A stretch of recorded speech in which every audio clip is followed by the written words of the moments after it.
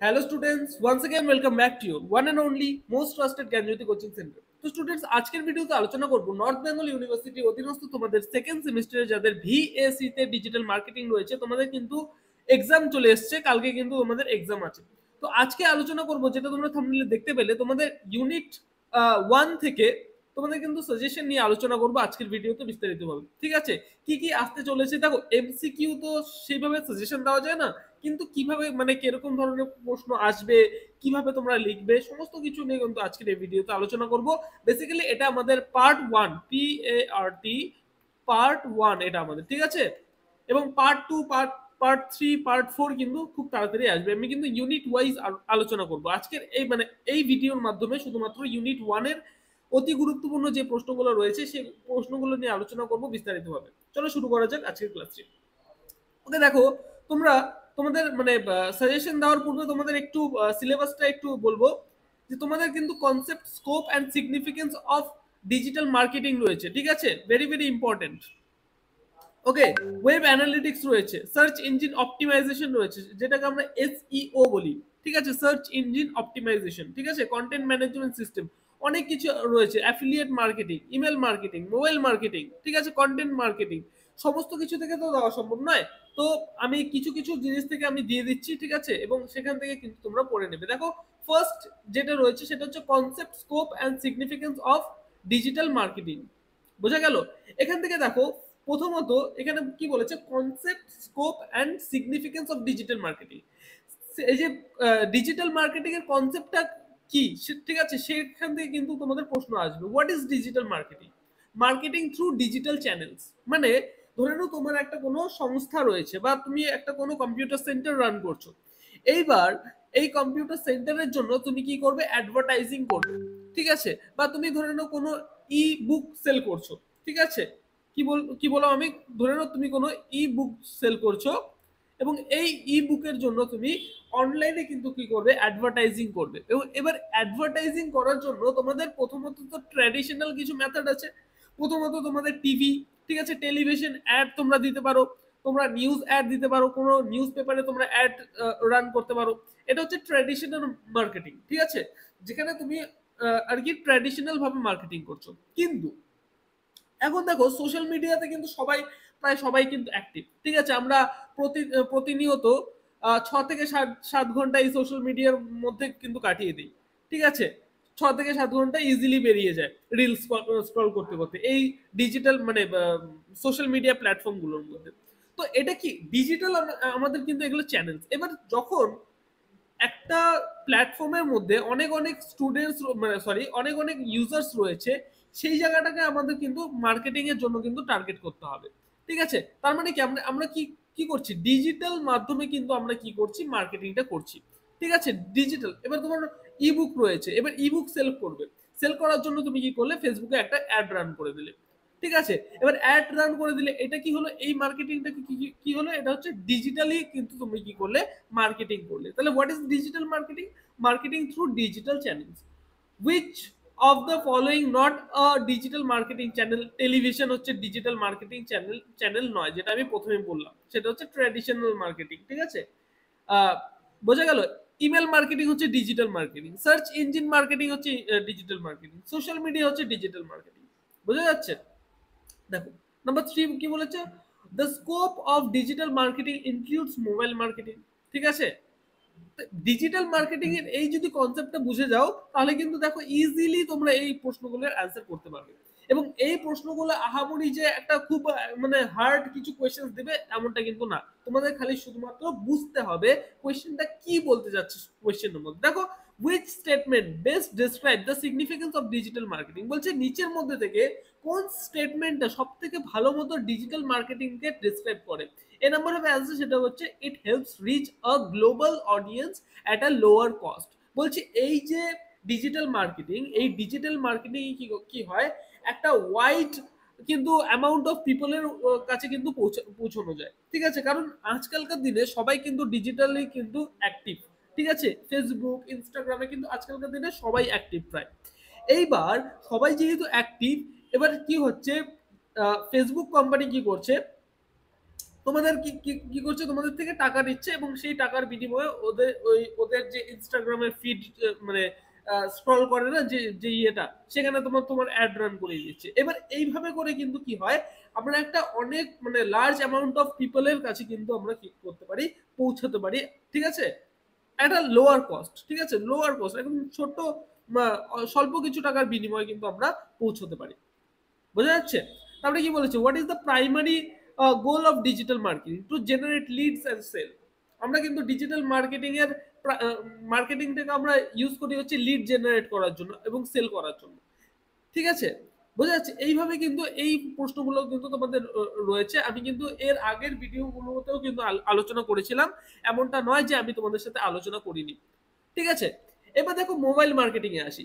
Mobile marketing এগুলো কিন্তু তোমাদের সিলেবাসেরই পার্ট, ঠিক আছে। মোবাইল মার্কেটিং এ কি হয় বলেছে, what is the main advantage of mobile marketing over traditional marketing channels? B number হবে অ্যান্সার, সেটা হচ্ছে immediate and direct access to customers, ঠিক আছে। Which mobile marketing strategy involves sending promotional messages to a group of users who have opt to receive them, ঠিক আছে, mobile messaging. দেখো এই যে প্রশ্নগুলো রয়েছে না, এই প্রশ্নগুলো একটু হার্ড হার্ড প্রশ্ন রয়েছে, এগুলো না পড়লেও হবে, ঠিক আছে। এই প্রশ্নগুলো নাও আসতে পারে, আসার চান্স কিন্তু খুব একটা নেই, যেহেতু তোমাদের ফার্স্ট এইবার এক্সাম, সেহেতু বলা যাচ্ছে না যে কি ধরনের প্রশ্ন আসবে না আসবে, কিন্তু এই কনসেপ্টগুলো যদি ক্লিয়ার করে যাও অবশ্যই তোমরা কিন্তু অ্যাটেন্ড করতে পারবে। বলেছে what is the primary goal of mobile app optimization, ঠিক আছে, সেটা হচ্ছে সি নাম্বার হবে answer, enhancing mobile visibility and rankings in app stores, ঠিক আছে। Mobile app optimization, enhancing app visibility and ranking in app store. দেখো mobile, ধরে নাও তুমি একটা মোবাইল অ্যাপ্লিকেশন তৈরি করলে, মোবাইল একটা ধরে নাও অ্যাপ্লিকেশন তৈরি করলে, এর পরের সেমিস্টার থেকে আমাদের কিন্তু অ্যাপ্লিকেশনের মাধ্যমে কাজ হবে। তো এটার রেফারেন্সেই কিন্তু আমি বলছি, ঠিক আছে। ধরে নাও জ্ঞানজ্যোতি কোচিং সেন্টার থেকে একটা মোবাইল অ্যাপ লঞ্চ করা হলো। এইবার মোবাইল অ্যাপ যখন লঞ্চ করব আমি, তখন কিন্তু আমার যে প্রাইমারি গোল থাকবে, ঠিক আছে, আমার প্রাইমারি গোল থাকবে মোবাইল অ্যাপ অপটিমাইজেশনটাকে হাই রাখা, যাতে করে কোনো পার্সন যদি আমাদের জ্ঞানজ্যোতি কোচিং সেন্টারের নামে যদি কোনোদিন অ্যাপ স্টোরে গিয়ে বা প্লে স্টোরে গিয়ে যদি সার্চ করে, জ্ঞানজ্যোতি কোচিং সেন্টার দিয়ে যদি সার্চ করে, তাহলে কিন্তু আমাদের ইয়েটাই যাতে সবার প্রথমে আসে, আমাদের অ্যাপটাই যাতে সবার প্রথমে আসে, এটা কিন্তু এনশিওর করে কে, মোবাইল অ্যাপ অপটিমাইজেশন, ঠিক আছে, এএসও। বোঝা গেল? তাহলে মোবাইল অ্যাপ অপটিমাইজেশনের প্রাইমারি গোল কি, enhancing app visibility and rankings in app store. App স্টোরে যে র্যাঙ্কিং হয় না, যখন তুমি কোনো অ্যাপ সার্চ করো, ঠিক আছে, ধরে নাও তুমি একটা গেমের নাম সার্চ করলে, ধরে নাও PUBG সার্চ করলে, এবার battle ground mobile India search করলে, এবার এটার রেফারেন্স কিন্তু অনেক অনেক কিন্তু গেম কিন্তু নিচে নিচে চলে আসবে, এটাকে বলা হচ্ছে র্যাঙ্কিং। তো এই র্যাঙ্কিংটাকে ইমপ্রুভ করার জন্য, ফার্স্টে বা সেকেন্ডে বা থার্ডে আনার জন্য তোমাদের কিন্তু কি করা হয়, এই যে মানে অ্যাপ অপটিমাইজেশনটাকে হাই রাখা হয়, ঠিক আছে। চলো next, number 4, which mobile advertising format typically appears at the banner as a banner at the top of or bottom of a mobile web page or app screen? Banner ads, ঠিক আছে। এই সমস্ত এইভাবে কিন্তু এগুলো পড়ে যাবে। আমি কিন্তু এই যে ইয়েগুলো আছে, কোয়েশ্চেন্স গুলো কিন্তু আমি দিয়ে রেখেছি। ইমেল মার্কেটিং এ আসি। ইমেল মার্কেটিং এর ক্ষেত্রেও দেখো বলেছে, what is the primary purpose of email marketing campaign? All of the, মানে জেনারেটিং লিডস। আমরা ইমেল মার্কেটিং কেন করি? ইমেল মার্কেটিং করি হচ্ছে কোনো কাস্টমার যাতে আসে, ঠিক আছে, লিড জেনারেট করার জন্য কিন্তু আমরা করি। B number, increasing website traffic. ওয়েবসাইটের ট্রাফিক কিন্তু বাড়ানোর জন্য কিন্তু আমরা মোবাইল ইমেল মার্কেটিং করি, ঠিক আছে। Building brand awareness. ধরে নাও আমার একটা ব্র্যান্ড আছে, ধরে নাও এডু স্কিল ইন্ডিয়া বলে আমার একটা কোম্পানি ব্র্যান্ড রয়েছে, এডু স্কিল ইন্ডিয়া। এবার এই এডু স্কিল ইন্ডিয়া ব্র্যান্ডটাকে যদি যদি আমি প্রমোট করতে চাই, ঠিক আছে, আমি কি করব, আমি ম্যানুয়ালি গিয়ে কিন্তু আমি কিন্তু ইমেল মার্কেটিং করব, ঠিক আছে। ইমেল মার্কেটিং এর ক্ষেত্রে কি হয়, আমাদের একটা ইমেল আসবে এবং এডু স্কিল ইন্ডিয়া নামে হচ্ছে সবার মোবাইলে একটা করে ইমেল ঢুকবে এবং সেই ইমেলের মধ্যে কিছু কিছু কিছু ইনফরমেশন দেওয়া থাকবে আমাদের এই ব্র্যান্ডের সম্পর্কে। তাহলে ব্র্যান্ডের ভিজিবিলিটিটাকে বাড়ানোর জন্য, ব্র্যান্ড অ্যাওয়ারনেসটাকে বাড়ানোর জন্য কিন্তু ইমেল মার্কেটিংটা ইউজ করা হয়। 2 নম্বর দেখো, which metric measures the percentage of recipients who opened an email? Open rate বলা হয় এটাকে, ঠিক আছে? বোঝা গেল তো? বলেছে which metric measures the percentage of recipients who opened an email। ধরে নাও তোমার মোবাইলে একটা ইমেল, আমি ইমেল মার্কেটিং এর থ্রুতে তোমার মোবাইলে একটা ইমেল ইনজেক্ট করলাম, ঠিক আছে? ইমেল সেন্ড করলাম। এবার ইমেল সেন্ড করার পরে তুমি ইমেলটাতে যদি ক্লিক করো, তার মানে কিন্তু হচ্ছে এই যে ইমেলের ওপেন রেটটা কিন্তু বাড়ছে, ঠিক আছে? বোঝা গেল? ধরে নাও তুমি কোনো ইউটিউবে একটা ভিডিও আপলোড করলে, ইউটিউবে ভিডিও আপলোড করার পরে কতজন সেই ভিডিওটার মধ্যে দেখে ক্লিক করলো সেটাকে বলা হচ্ছে ক্লিক থ্রু রেট। কিন্তু ইমেলের ক্ষেত্রে কি হয়? ইমেলের ক্ষেত্রে হয় যতজন তোমার ইমেলের উপরে ইমেলটাকে ওপেন করবে সেটাকে বলা হচ্ছে ওপেন রেট। বোঝা গেল? তাহলে হুইচ মেট্রিক, কোন মেট্রিক মেজার করে? ওপেন রেট হচ্ছে মেজার করে। সি নাম্বার হবে অ্যান্সার। বোঝা গেল? দেখো তারপরে বলেছে which type of email typically has the highest open rates? Transitional emails. বোঝা গেল? কোন ধরনের ইমেলে কিন্তু সব থেকে বেশি ওপেন রেট দেখা যায়? ট্রানজিশনাল ইমেলে কিন্তু সব থেকে বেশি ওপেন রেট দেখা যায়। বোঝা গেল? এইভাবে কিন্তু একটু এগুলো দেখে নেবে। হ্যাঁ, চলো, আমাদের যে পেইড ব্যাচ রয়েছে এই পেইড ব্যাচে সমস্ত কিছু কিন্তু এগুলো দেওয়া আছে, ঠিক আছে? চলো, নাম্বার 1, ডিজিটাল মার্কেটিং এর মধ্যে দেখো web analytics very very important এবং ইন্টারেস্টিং। বলেছে what does CTR stand for in the context of web analytics? দেখো ওয়েব অ্যানালিটিক্স এর ক্ষেত্রে সিটিআর আমি কি বললাম, ইউটিউবে যদি তুমি কোনো ভিডিও আপলোড করো একটা, এবং এই ভিডিও আপলোড করার পরে কতজন সেই ভিডিওর উপরে ক্লিক করছে সেটা কিন্তু কাউন্ট করা হয় সিটিআর অর্থাৎ ক্লিক থ্রু রেটে, ঠিক আছে? এবং ওয়েব অ্যানালিটিক্স এর ক্ষেত্রেও কিন্তু সেম কিন্তু দেখা যায় যতজন তোমার ওয়েবসাইটের উপর ক্লিক করছে, ঠিক আছে, সেটা কিন্তু কাউন্ট করা হয় সিটিআর অর্থাৎ ক্লিক থ্রু রেটের সাহায্যে। Number 2, which of the following metric indicates the percentage of visitors who leave a website after viewing only one page? সেটা হচ্ছে বাউন্স রেট। মানে বলেছে যে কোন মেট্রিক এটা ইন্ডিকেট করে যে মানে কোন ভিজিটর ধরে নাও তোমার ওয়েবসাইটে ঢুকলো, ঠিক আছে? ধরে নাও তোমার xyz.com বলে একটা ওয়েবসাইট রয়েছে।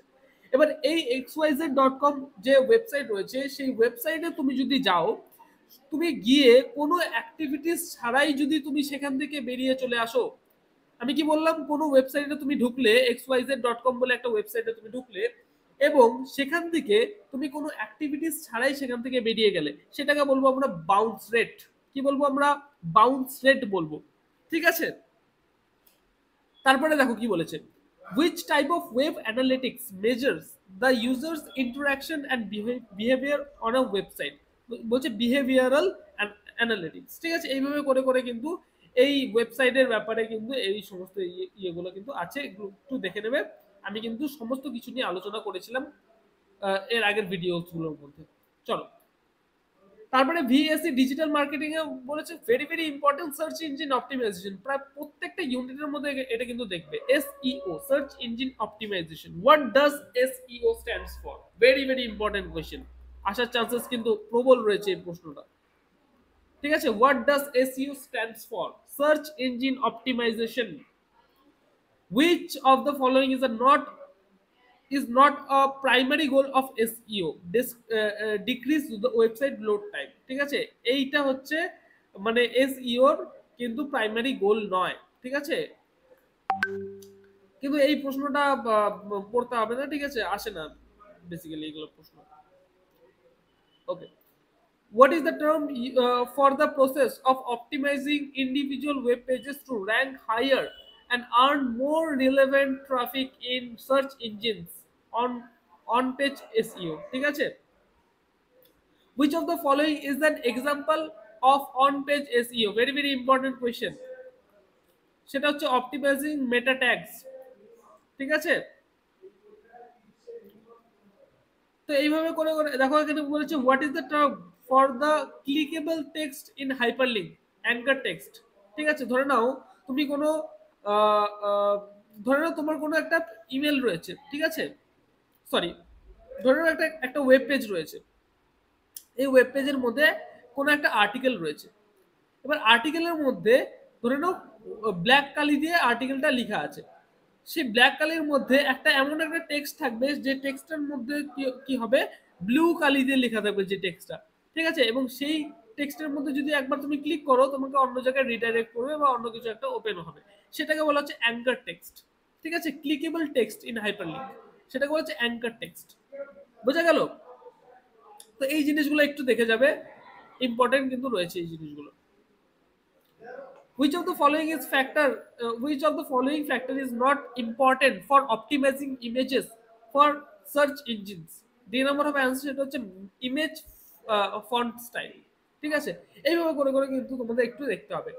এবার সিলেবাস তো তোমাদের আলোচনা করলাম। তো স্টুডেন্টস, এই ছিল আমাদের আজকে পার্ট 1 এর ভিডিও। ঠিক আছে, পার্ট 1 এর পার্ট 2 কিন্তু খুব তাড়াতাড়ি একটু পরে কিন্তু রিলিজ হবে। ঠিক আছে, অবশ্যই পার্ট 2টাকে দেখবে, পার্ট 1 এর কোশ্চেনগুলো ভালো মতো ফলো করো।